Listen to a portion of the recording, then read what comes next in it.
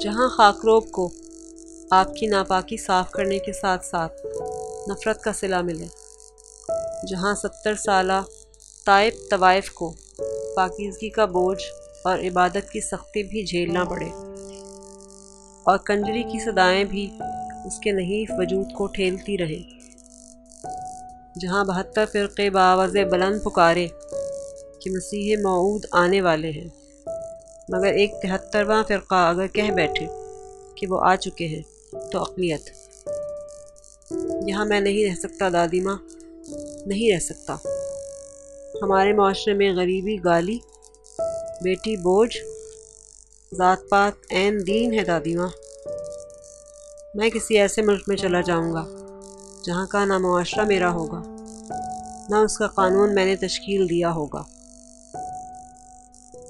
وہاں میں صرف اپنے گناہوں کا جواب دہ رہوں گا۔ اگر جرم کروں گا تو صرف خود سزا پاؤں گا، گمراہ ہوں گا تو اکیلا میں۔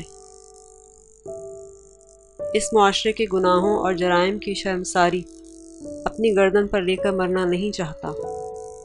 چلیے آپ مجھے بزدل کہہ لیں، ایسا ہی ہے۔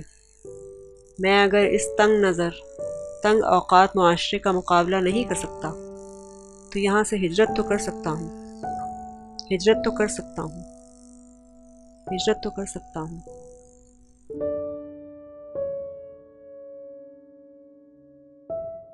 میرے مولا، یہ بھی کیسی آزمائش بھری زندگی ہے۔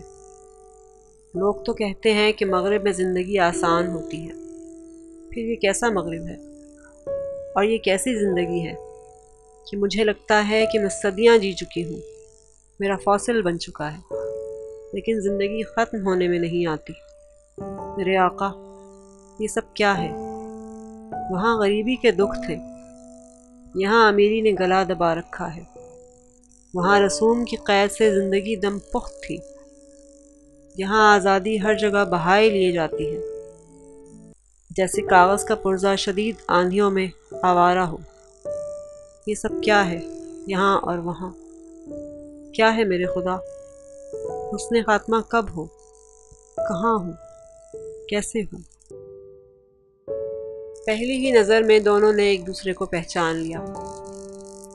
اپنی اپنی تربیت کی وجہ سے انہوں نے اس حادثے کو معمولی ثابت کرنے کی کوشش کی، لیکن اندر ہی اندر قیصر کو لگا جیسے جشن تاج پوشی میں اسے تخت پر بٹھایا جا رہا ہے۔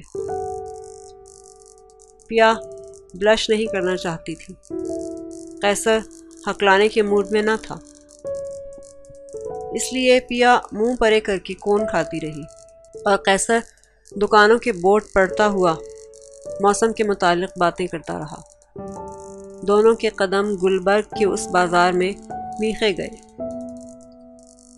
پیا دل میں حیران تھی کہ وہ جسے معمولی ٹیلی فون دوستی سمجھتی رہی، وہ تو ایک ایسی بیماری ہے جس کا علاج وہ نہیں جانتی۔ قیصر سوچ رہا تھا کہ لڑکیوں کے قدم لینے میں جو ذلت وہ سمجھا کرتا تھا، ذلت کا وہی احساس تو اصل زندگی ہے۔